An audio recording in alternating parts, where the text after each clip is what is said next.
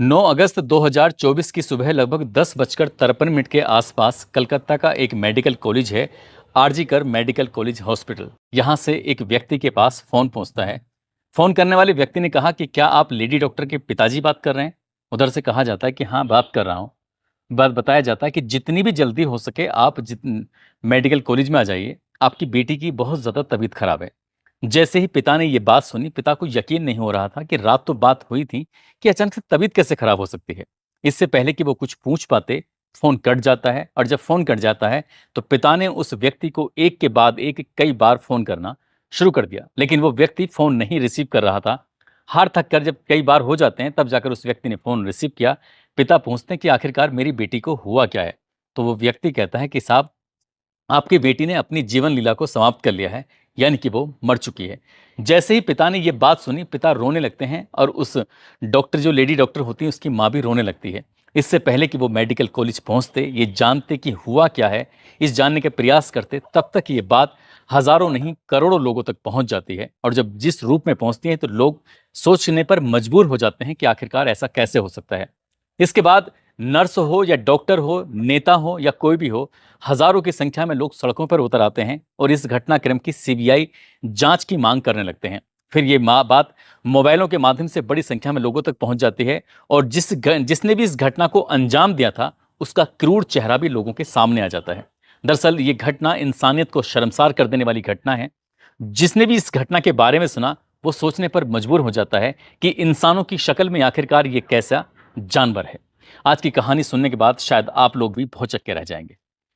आदाब, नमस्कार, सत श्री अकाल। मैं उस्मान सैफी। आज की जो सच्ची घटना मैं आपको सुनाने जा रहा हूँ, ये सच्ची घटना है पश्चिम बंगाल की राजधानी कलकत्ता सिटी का एक इलाका है लाल बाजार। और लाल बाजार इलाके में आरजीकर मेडिकल कॉलेज हॉस्पिटल है। दरअसल इसी मेडिकल कॉलेज की चेस्ट मेडिसिन डिपार्टमेंट की पीजी पोस्ट ग्रेजुएट एक ट्रेनी डॉक्टर होती हैं। और ट्रेनी डॉक्टर 8 अगस्त की रात लगभग 11 बजे के आसपास उनकी माँ का उनके पास फ़ोन आता है। माँ अक्सर अपनी बेटी को फ़ोन करके उसके हाल चाल लेती थी। आज भी हाल चाल लिया, बेटी तुम क्या कर रही हो, कैसी हो। माँ, तुम रोज़ फ़ोन करती हो, क्या बात है। तो वो पूछती है, नहीं, बस ये पूछ रही थी, बेटा तुमने खाना खाया नहीं खाया है। बेटी हंसकर जवाब देते हैं कि अभी खाना नहीं खाया, अभी खाने खाने का टाइम नहीं हुआ है। टाइम हुआ है राउंड पे जाने का, यानी कि मुझे मरीजों को देखने के लिए जाना है और मैं फ़ोन रखती हूँ। जैसे ही मुस्कुराते हुए बेटी ने फ़ोन रखा, माँ को तसल्ली हो जाती है कि बेटी उसकी ठीक है। बेटी अब राउंड पे निकल जाती है, यानी कि वो लेडी डॉक्टर है, ट्रेनिंग ले रही हैं यहाँ पर और पोस्ट ग्रेजुएट की वो छात्रा हैं। और उसके बाद फिर वो जगह-जगह जाकर जो मरीज़ हैं, मरीज़ से मिलती हैं, उन्हें जिसको दवा देनी है, जिसको इंजेक्शन लगाना है, जो भी कुछ करना होता है, एक डॉक्टर की ज़िम्मेदारी होती है, वो सारी ज़िम्मेदारी निभाती हैं। उसके बाद कब रात के 2 बज जाते हैं, पता ही नहीं चलता। भूख का टाइम हो रहा था, अपने जूनियर से बातचीत करते हैं कि तुम लोगों ने खाना खाया कि नहीं खाया? तो जूनियर कहते हैं कि जी हाँ, खाना अभी तो नहीं खाया है, साथ खाते हैं। अब वो लेडी डॉक्टर अपने जूनियर, जो 2 जूनियर होते हैं, उनके साथ बैठकर इत्मीनान से हँसते हुए, मुस्कुराते हुए खाना खाती हैं और खाना खाने के बाद कहती हैं कि मुझे थोड़ी-सी थकन सी हो रही है, मैं आराम करने के लिए जा रही हूँ। यानी कि चौथी मंजिल पर सेमिनार हॉल है, वो लेडी डॉक्टर वहाँ पर आराम करने के लिए चली जाती हैं। और उसके बाद फिर अगला दिन निकलता है, यानी कि अब 9 अगस्त 2024 की सुबह लगभग 6 बजे के आसपास कुछ लोगों की नज़र पड़ती है महिला डॉक्टर के ऊपर।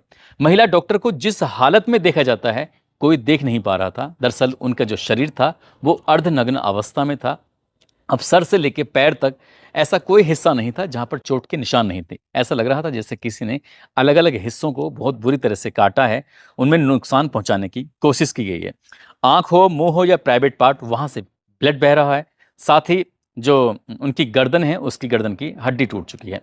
अब ये बात घरवालों को सूचना दी जाती है, लेकिन दूसरे रूप में दी जाती है कि तुम्हारी बेटी पहले बीमार है। उसके बाद घरवाले परेशान हो जाते हैं, तो फिर उनसे बताया जाता है कि तुम्हारी बेटी की ने अपनी जीवन लीला को समाप्त कर लिया, यानी कि वो मर चुकी है। लेकिन घरवालों को यकीन नहीं हो रहा था कि रात 11 बजे बातचीत हुई थी, आखिरकार वो बेटी कैसे मर सकती है। अब ये बात हॉस्पिटल से डॉक्टर के पास पहुंचती है, नर्स के पास पहुंचती है। जैसे-जैसे ये घटना की बात लोगों तक पहुंच रही थी, लोगों में उबाल फैलने लगता है, गुस्सा आने लगता है। अब उसके बाद डॉक्टर हों या नर्स हों, सब ये धरना प्रदर्शन शुरू कर देते हैं। बात बीजेपी के नेताओं तक पहुंचती है, तो बीजेपी के नेता भी सड़क पर उतर आते हैं, कहते हैं कि इस मामले को दबाने का प्रयास किया गया था। कहीं न कहीं पुलिस की जो भूमिका वो सही नहीं है, मेडिकल प्रशासन की भूमिका वो सही नहीं है और इस तरह से इस मामले को दबाने का, यानी कि सरकार पर भी उँगलियाँ उठाई जाती है। ममता बनर्जी की सरकार चल रही है, उन पर भी उँगली उठाई जाती है कि इस मामले को दबाने का प्रयास किया गया था, इसकी सीबीआई जाँच होनी चाहिए। अब इस पुलिस ने आनन फाने नहीं घर वालों को बुलवाया। पिता ने अपनी बेटी को जो अर्धनग्न अवस्था में देखा तो पिता रो रो कर उनका बुरा हाल हो जाता है। बस अब हर किसी की जुबान पर एक ही बात थी कि आखिरकार लेडी डॉक्टर जिसका इतना अच्छा स्वभाव है, 31 साल की जिसकी उम्र है, सभी के साथ इतने प्रिय स्वभाव के साथ वो बात करती हैं, मदद करती हैं, आखिरकार उनको कौन इस तरह से मारेगा, कौन इनका बलात्कार करेगा, कौन इनके शरीर के हर एक हिस्से को अपनी दांतों से काटेगा, कौन इसकी गर्दन की हड्डी तोड़ेगा, कौन हो सकता है वो दरिंदा। हर किसी की जुबान पर एक ही सवाल था।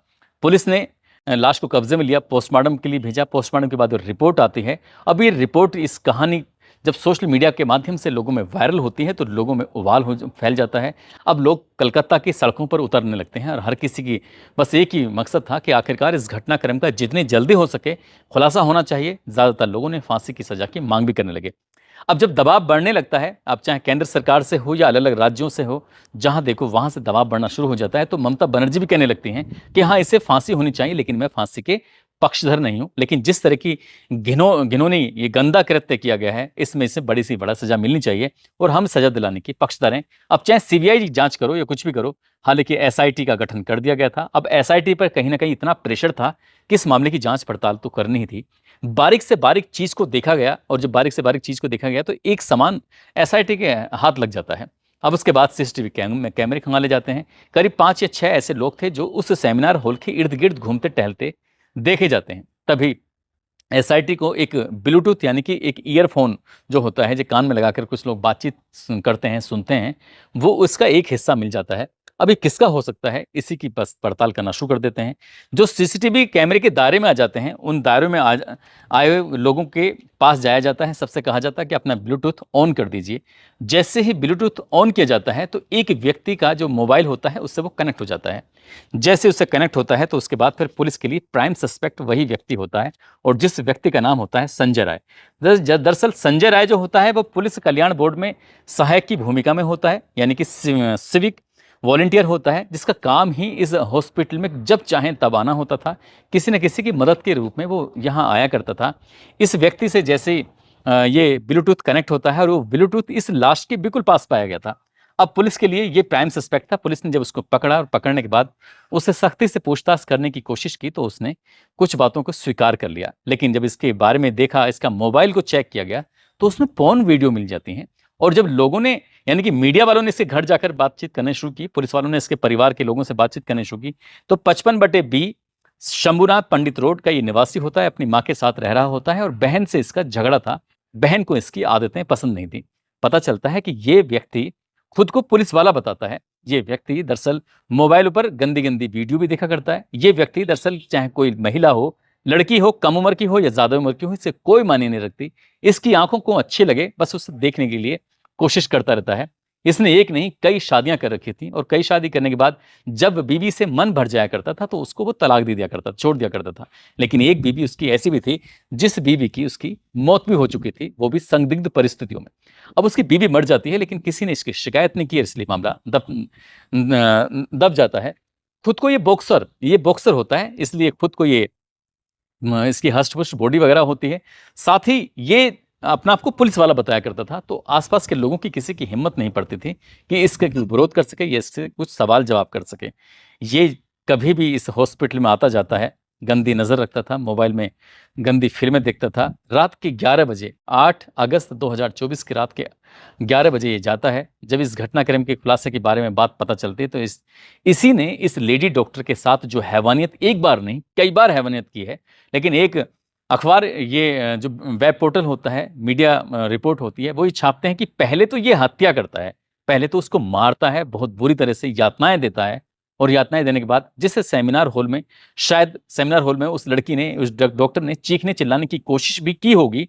लेकिन आजकल जिस तरह के सेमिनार हॉल बनाए जाते हैं वो साउंड प्रूफ होते हैं। उस महिला ने चिल्लाने की कोशिश की होगी, अपील की होगी बचाने की, लेकिन वो आवाज़ें उस सेमिनार हॉल से बाहर जा ही नहीं पा रही होंगी, जिसकी वजह से किसी को पता ही नहीं चल पाया और वो उसके साथ वो गंदे पे गंदा काम करता चला जाता है। उसके होठों को काटता है, उसके शरीर के हिस्सों को काटता है, चाहे वो सर से लेके पैर तक अलग-अलग हिस्सों को काट कर उन्हें नुकसान पहुँचाने की कोशिश कर रहा था। जब थक जाता है तो गला घोंटकर उसकी हत्या कर देता है। मीडिया रिपोर्ट ये भी कहती है कि पहले उसने उसको मारा, फिर उसके बाद उसने उसके साथ रेप किया था। एक बार नहीं, कई बार किया था। हालाँकि पुलिस ने इसके खिलाफ भारतीय न्याय संहिता की धारा 64 जो कि दुष्कर्म की धारा लगती है, और भारतीय न्याय संहिता की धारा 103 जो कि हत्या के लिए धारा लगती है। पुलिस ने इन धाराओं में मुकदमा उसके खिलाफ दर्ज कर लिया है। साथ ही कहीं और साथी तो उसके साथ नहीं थे, उनकी भी पड़ताल की जा रही है, और मेडिकल रिपोर्ट जब आएगी, ये पोस्टमार्टम रिपोर्ट जो आएगी, उसके आधार पर और कितने लोग इसमें शामिल थे, कितने नहीं थे, हर एक छोटे से छोटे पहलू की जांच की जा रही है। इस व्यक्ति को जब कोर्ट में पेश किया जाता है तो कोर्ट में 23 अगस्त तक इसको पुलिस के रिमांड पर भेज दिया जाता है कि आखिरकार इसने किस तरह से घटनाक्रम को अंजाम दिया था। बताया जाता है कि ये शराब पीने का भी आदी है, और उस रात, जिस रात ये मेडिकल में आता है, उस रात भी इसने शराब पी हुई थी, और मेडिकल में कहीं भी घूमने की इसको इसलिए परमिशन थी क्योंकि ये पुलिस कल्याण बोर्ड में सहायक की भूमिका, यानी कि सिर्फ वॉलेंटियर की ग्रुप में भूमिका में था, इसलिए कोई रोक नहीं टोक नहीं। और इसने जिस तरह की घटना को अंजाम दिया है, उस घटना की गूंज करोड़ों मोबाइलों के माध्यम से करोड़ों लोगों तक पहुंच जाती है कि एक लेडी डॉक्टर के साथ उस व्यक्ति ने किस तरह का घिनौना कृत्य किया है। दरअसल दोस्तों, इस पूरे घटनाक्रम को सुनाने का उद्देश्य किसी को परेशान करना नहीं है, किसी का दिल दुखाना नहीं है, बल्कि आपको जागरूक करना है, आपको सचेत करना है कि किसी पर भी एकदम से भरोसा ना किया जाए। और जिस तरह से इस व्यक्ति के चाल चलन अच्छा नहीं था, तो कम से कम किसी को तो पुलिस को बताना चाहिए था। और कम से कम जो मेडिकल प्रशासन है, ये हॉस्पिटल है, उसकी भी जिम्मेदारी बनती थी कि अपनी डॉक्टरों के प्रति इस तरह से लापरवाही बिल्कुल भी नहीं होनी चाहिए थी। और ये जितने भी देश में मेडिकल कॉलेज हैं या और ऐसी जगह पर हैं जहां पर महिलाएं रात में काम करती हैं, उनकी सुरक्षा को लेकर कड़े इंतजाम होने चाहिए। अगर काश कड़े सुरक्षा के इंतजाम होते तो शायद ये इस लेडी डॉक्टर की कतई हत्या नहीं होती, और इतनी निर्मम तरीके से इतनी यातनाएं देने के बाद तो बिल्कुल भी नहीं होती। इसलिए उनकी जिम्मेदारी बनती है, खासकर महिलाओं की सुरक्षा की जिम्मेदारी बनती है।